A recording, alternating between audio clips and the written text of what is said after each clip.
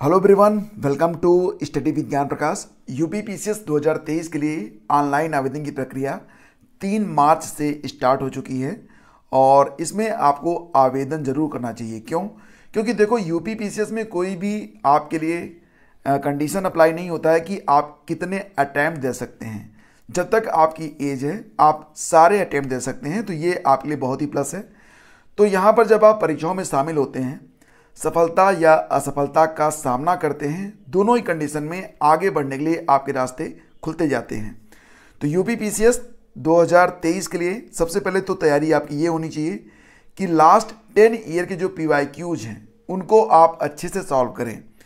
तो आज की वीडियो में इसी क्रम को आगे रखते हुए हम लोग पीवाईक्यूज की सीरीज को आगे बढ़ाते हैं और ये आपके लिए प्रैक्टिस सेट नंबर 6 होगा। चलिए स्टार्ट करते हैं।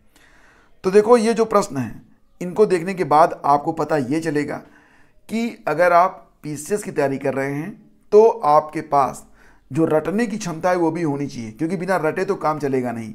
बहुत सारे ऐसे फैक्ट हैं जो कि बिना रटे आप याद ही नहीं कर पाएंगे, कितना भी आप समझ लें, कितना भी आप लॉजिक लगा लें।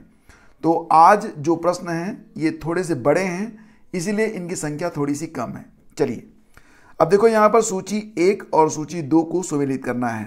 सूची 1 यानी कि वनस्पतियों का प्रकार है और दूसरा है क्षेत्र। यहाँ पर आपको मैच कराना है। तो माकवी जो वनस्पति होती है फ्रेंड्स, ये यूरोपीय भूमध्य सागरीय जीवों में पाई जाती है।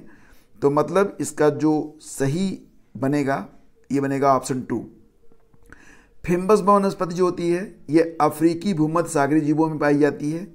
मतलब फिम्बस के लिए अगर आप देखेंगे तो अफ्रीकी भूमध्य सागरीय जीवों, तो इसका जो सही जवाब बनेगा वो बनेगा दक्षिण अफ्रीका।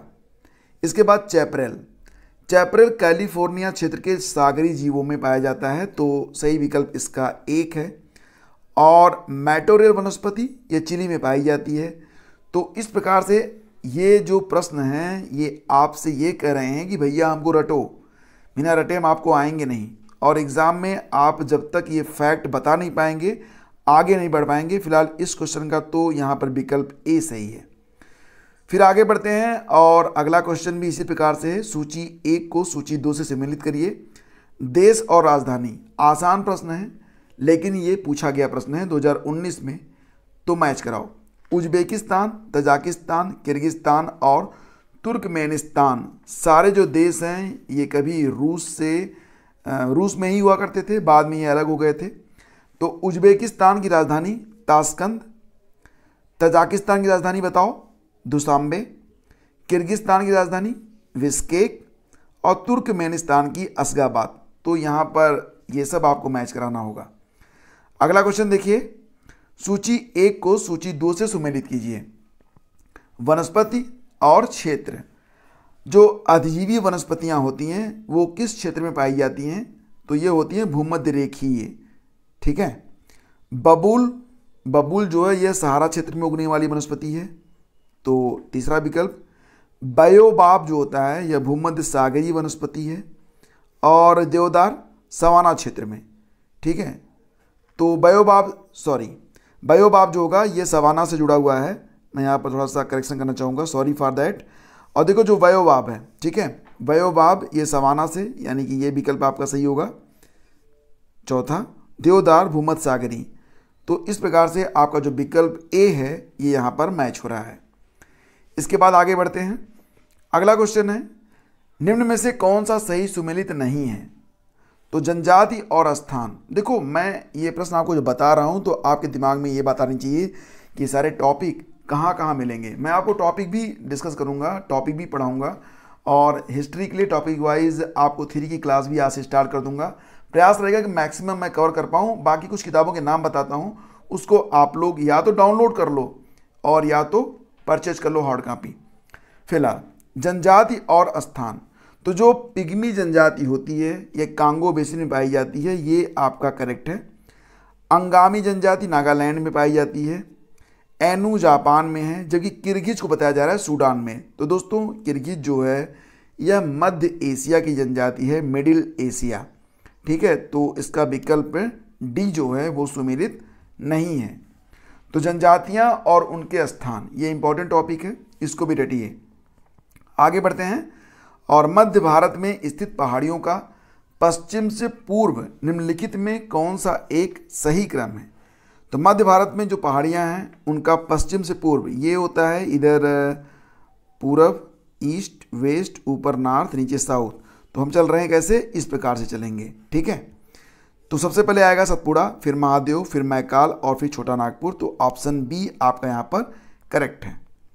फिर देखिए अगला क्वेश्चन, निम्नलिखित में कौन सा अपने भ्रंश घाटी प्रवाह के लिए प्रसिद्ध है? भ्रंश घाटियाँ कौन कौन सी नदियाँ बनाती हैं जानते हो?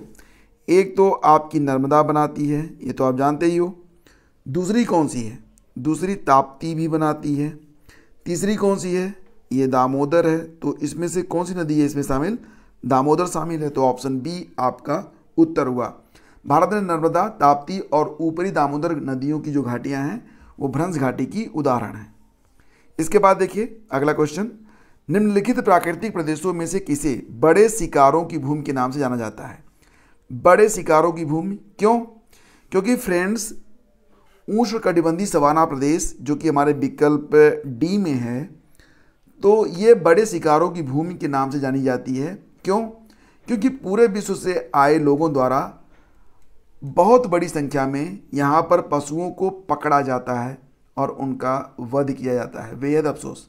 जैसे कि जेब्रा, एंटेलोप, जिराफ, भालू, गाजेला, हाथी, शेर, चीता, लेपर्ड, पैंथर, सारे जानवर यहाँ पर मारे जाते हैं।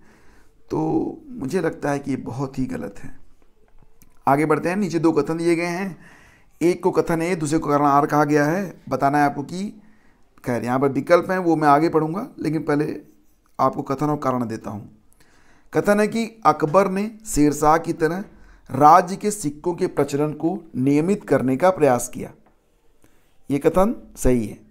शेरशाह की मुद्रा पद्धति के समान अकबर के समय ताम्र का प्रमुख सिक्का दाम था। ये भी सही है। तो कथन और कारण दोनों सही हैं, लेकिन कारण जो है कथन की व्याख्या नहीं है। तो हम उत्तर लिखेंगे ऑप्शन बी को। देखो फ्रेंड्स, कुछ इंटरेस्टिंग फैक्ट आपको बताना चाहूँगा कि शेरशाह जो कि 1540 से लेकर 1545 तक ही शासन कर पाया था, लेकिन छोटे से शासनकाल में शेरशाह ने अनेक ऐसे प्रशासनिक सुधार किए जो कि वाकई उल्लेखनीय हैं। उसमें एक मुद्रा प्रणाली भी थी। उसने चांदी के सिक्के चलाए, चांदी के रुपए चलाए और तांबे सिक्के के दाम से उसका अनुपात तय किया। शेरशाह की मुद्रा पद्धति के समान अकबर के समय का ताम्र का प्रमुख सिक्का दाम था। दाम जो था यह तांबे का प्रमुख सिक्का था और 40 दाम मिलकर 1 रुपया बनाते थे, ठीक है। तो ये इसके लिए मतलब एक एग्जाम्पल सेट किया गया था। आगे देखते हैं। निम्नलिखित युद्धों को कालानुक्रम में व्यवस्थित कीजिए और दिए गए कूट से सही उत्तर चुनिए। सरनाल का युद्ध कब हुआ था? पहले हम देख लेते हैं। सरनाल का युद्ध हुआ 1572 में। 1572 में होता है। विलग्राम का युद्ध 1540 में। पहले मैं सनी बता देता हूँ, फिर आपको युद्ध के बारे में बताता हूँ। धर्मत का युद्ध हुआ था 1658 में और जजाऊ का युद्ध हुआ था 1707 में।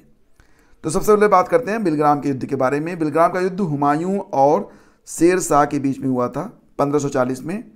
सरनाल का युद्ध यह अकबर का जो गुजरात विजय अभियान था उस दौरान हुआ था।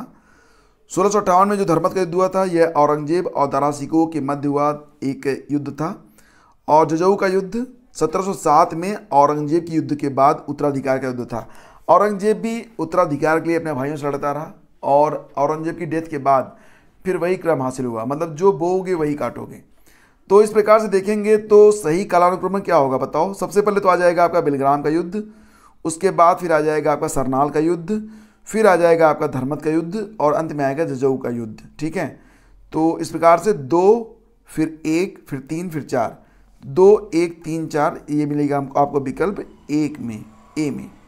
इसके बाद आगे बढ़ते हैं। और हठ योग के संदर्भ में निम्नलिखित में कौन सा कथन सही है? हठ योग नागपंथियों द्वारा अपनाया जाता था, ये करेक्ट है। नागपंथ की स्थापना की गई थी किसके द्वारा? मत्स्येंद्र नाथ के द्वारा। मत्स्येंद्र नाथ ने नागपंथ की स्थापना की थी। उन्हें हठ योग का संस्थापक भी माना जाता है और हठ योग क्रिया को सूफी संतों ने भी अपनाया था। तो ये भी सही है, मतलब दोनों कथन यहाँ पर सही हैं। ऑप्शन सी आपका उत्तर है। अगला है कि कौन सी एक विशिष्टता इकता व्यवस्था की नहीं है? इकता क्या है? देखो, इक्ता एक भूमि का प्रकार था, वर्गीकरण था। यह सुल्तान द्वारा अधिकारियों और सैनिकों को वेतन के भुगतान के रूप में दी जाती थी। इक्ता एक राजस्व एकत्रित करने की व्यवस्था थी और इस भूमि से जो लगान आती थी, जो आमदनी होती थी, वो सुल्तान और अधिकारियों के बीच बढ़ती थी। जबकि यहाँ पर क्या बताया रहा है, इक्ता से एकत्रित राजस्व सीधा सुल्तान के खाते में जाती थी, ये गलत। तो बाकी सब यहाँ पर सही हैं, ऑप्शन सी हमारा यहाँ पर गलत है। फिर आगे बढ़ते हैं और अगला क्वेश्चन है, कौन सा सही सुमेलित नहीं है? तबकाते नासरी लिखी गई मिनहाज उस सिराज जसजानी के द्वारा, तो पहला विकल्प सही है।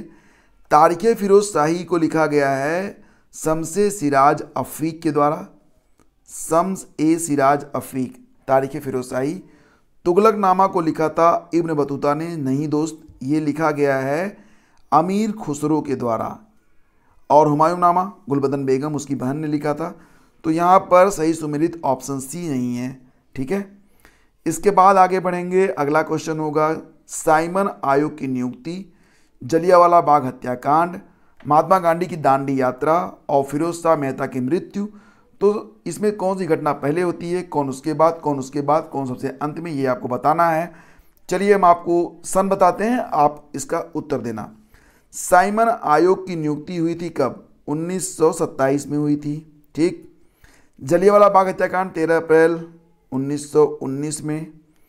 महात्मा गांधी की दांडी यात्रा 1930 में। फिरोज शाह मेहता की मृत्यु होती है 1915 में। अब आपको मैं तारीख बताता हूँ। फिरोज शाह मेहता की मृत्यु हुई थी कब? 5 नवंबर 1915 को। जलियांवाला बाग हुआ था 13 अप्रैल 1919। साइमन आयोग की नियुक्ति हुई 8 नवंबर 1927 और दांडी यात्रा ये शुरू हुई थी 2 मार्च 1930 से, ठीक है। 2 मार्च 1930 को स्टार्ट हुई थी, 6 अप्रैल 1930 तक चली थी। तो इस प्रकार से ये आपके विकल्प हैं और इसमें आपका जो उत्तर बनेगा वो बनेगा क्या? जी हाँ दोस्तों, ऑप्शन ए। फिर आगे बढ़ते हैं और ये देखो आज का शायद अंतिम प्रश्न हो। निम्नलिखित में कौन सा सही सुमेलित नहीं है? भारतीय जल सेना अधिनियम कब आया था? 1927 में, सही है। सविनय अवज्ञा आंदोलन मैंने आपको अभी बताया था, महात्मा गांधी ने इसे 1930 में स्टार्ट किया था, ये भी सही है। द्वितीय गोलमेज सम्मेलन शुरू हुआ था 1931 में, जबकि सांप्रदायिक निर्णय हुआ था 1932 में, न कि 33 में। तो ऑप्शन डी हमारा यहाँ पर करेक्ट है, ये सुमेलित नहीं है, ठीक है।